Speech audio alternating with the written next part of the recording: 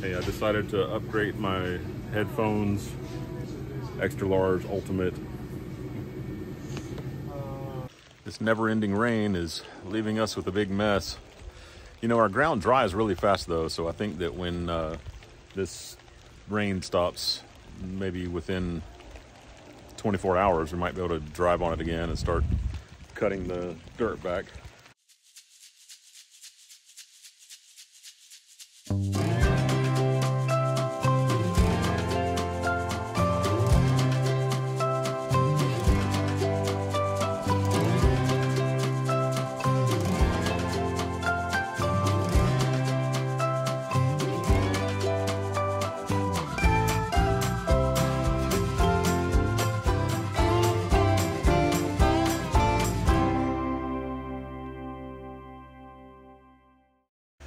I've been out in the rain for about half an hour.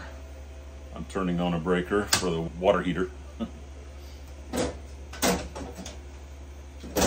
The wood burning boiler, something's not working and the fire went out, and as I'm fiddling with it, it's just not running right. The airflow going into the firebox is not flowing. So I don't know what's wrong. It seems very similar to the beginning of the season when I first was trying to turn it on. I had to call Woodmaster and they were starting to help me, but then all of a sudden it just started working. So last time we were also unplugging the thermocoupler, and they was showing an error message on the screen. I can't remember if I had that in my video. Tonight I was unplugging the thermocoupler again, and the machine didn't even know. It had no idea that I was doing that. And then it knows what percentage of efficiency the fire is burning, or the fact that there's a real good fire going in there. And the readout was showing 2%, and no matter what I did, it stayed at 2%. When the fire was going really good, 2%. When it was dying down and smothering itself out, 2%. So I have no idea. I know that the manufacturer is a few hours ahead of us, so I'm gonna have to call late tomorrow morning, which I need to go to the chiropractor anyway, so I'll be killing part of the morning doing that. And I need to move the sheep, so I'll kill part of the morning doing that. And then after I get all that going, I can call them and try to troubleshoot this thing. I think it might need a new thermocoupler. Pretty sure it needs that. And it might need a new step motor that opens these little valves that let air flow. Maybe I'll show you more of that as I'm working on it. Fortunately, all I have to do is turn on my hot water heater. You know, this is my heat exchanger where the hot water from the wood burning boiler comes in and preheats my cold water before it goes into the hot water heater. Somehow thermally it will heat the water in the water heater. It doesn't make sense to me, but the pressure and the heat draws hot water into the hot water heater. Again, I don't know how. I've heard it explained. I've heard someone explain the whole thing, and I just couldn't grasp exactly what they meant. But it really works. You know, when you turn on the hot water somewhere, you don't have to wait for this hot water to get down in the tank and heat up all that hot water. You immediately, well, you know, once the water gets to the appliance or the shower or whatever, you've already got the really hot water, not some mediocre water that's been sitting all day. So I've been wrestling with that. I had made some colloidal silver late this afternoon and forgot to detach it, so it just went totally gray. And this is not colloidal gold. This is the colloidal silver, which is pretty easy to make. It just went really bad, so I had to dump that out. And then now I'm realizing it's kind of late and strawberries are ready. I got to pull them out. I've run them a bunch of extra time because I pulled them out last night and they were not ready. Most of them were, but a few of them were not. And if you just put a few moist ones sealed up in a bag, of course it's gonna ruin the other ones. So pulling those out now, and then maybe I can get ready to go to bed. The colloidal silver, you just put these coins onto the electrodes connected to a few batteries and just run it for about an hour and a half. And then I just check the parts per million to see when it's approaching about 12 parts per million is pretty good, or maybe up to 15. But these sat in there for a long time today. Got all this crud all over the coins. Usually one coin turns dark like that and just has to be cleaned each time. But these are really dirty and cruddy. They're just dirty with silver, so it's kind of like if your hamburger got dirty with ketchup. You know, it's not like they're poisonous or anything, or like they have engine grease on them. But just a little bit of scouring pad and they look good again. Let's see how this black one does.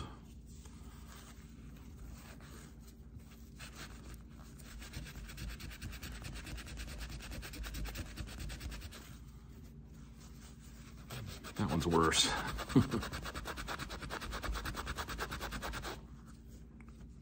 It's cleaning up. I think I've shown this before in another video, but this is very simple. You just fill this with distilled water. Make sure to use completely distilled, like that you can buy it at Walmart or wherever, a lot of grocery stores. But distilled water has 0 parts per million of anything in it. Then if you have some colloidal silver, you pour just a little bit in there. It'll help the electricity flow better and it'll work a little faster. I clip my coins, 2 silver coins on the clips, put that down in my water, clip my electrodes to either side of the battery. You do this 3 batteries snap together, so you get 27 volts.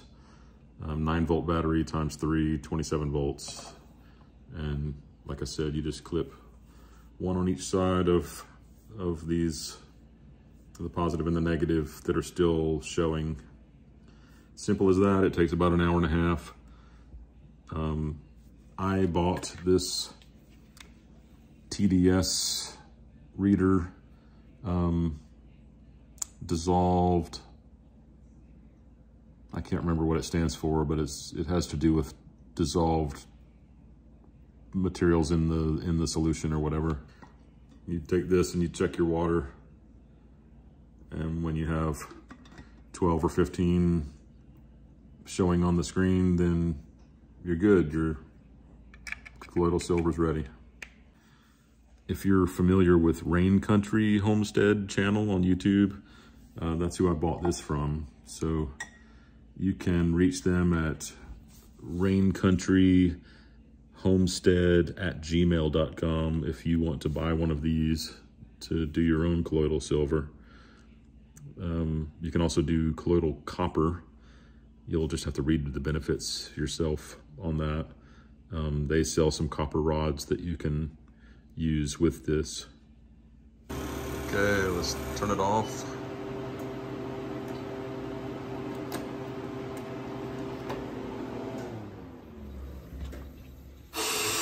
Open the valve that lets the air back in.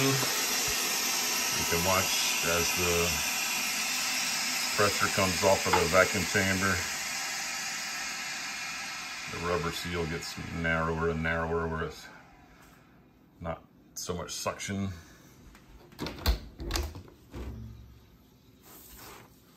Sure hope these are done.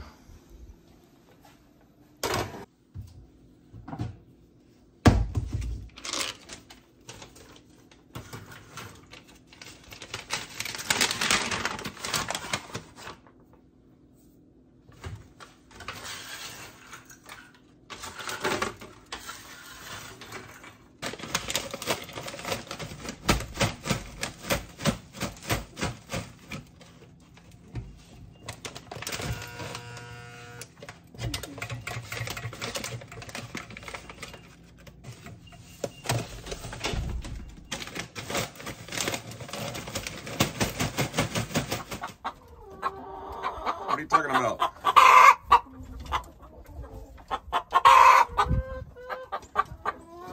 What are you trying to tell us? Oh, y'all coming in now. Look at that rooster. Did you know I'm standing here? I think. Oh, now the roosters are fighting.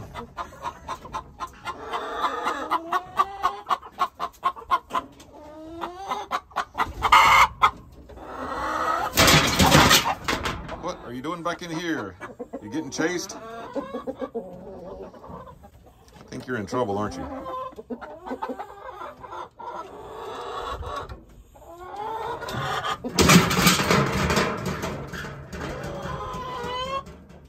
A lot of racket in the hen house. A lot of eggs to collect later. 5, 6, 11, 12, 13.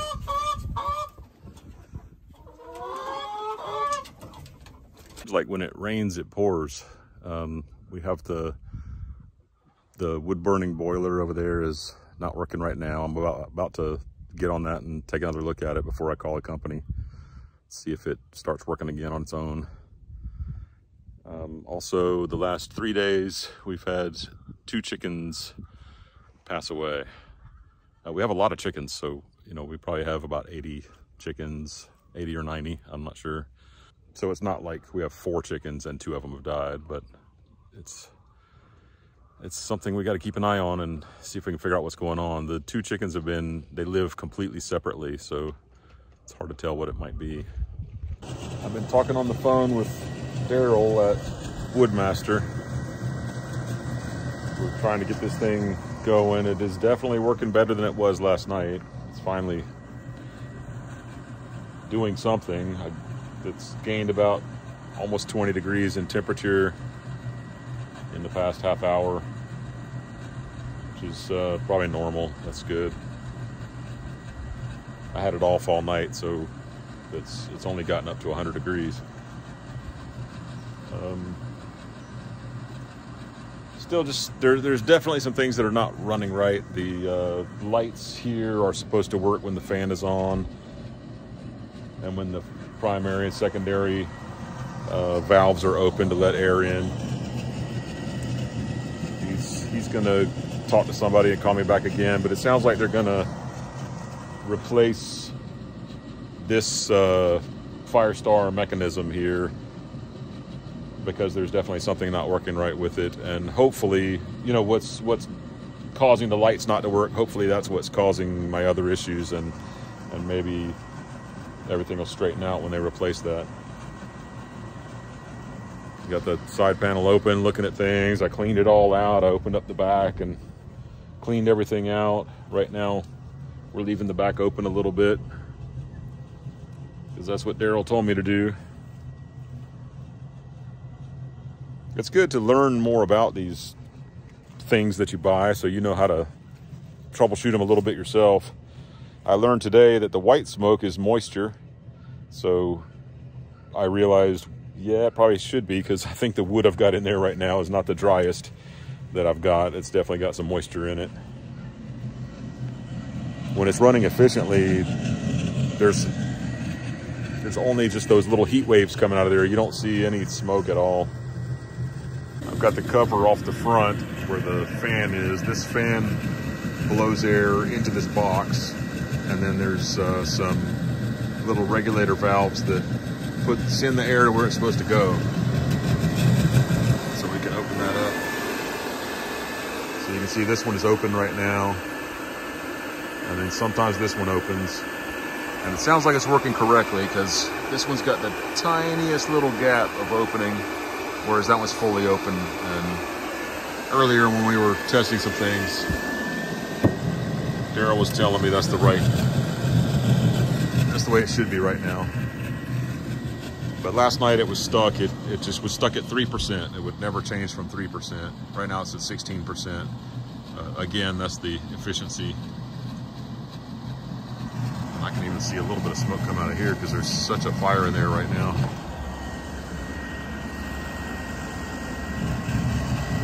Looks like it's kind of choking itself out again like it was doing yesterday.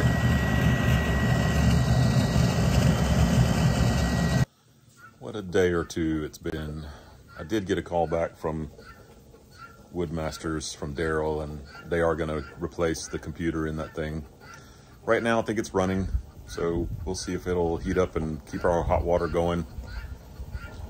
There's a beautiful sunset with no clouds, and there's a grill cooking steaks that is creating some clouds.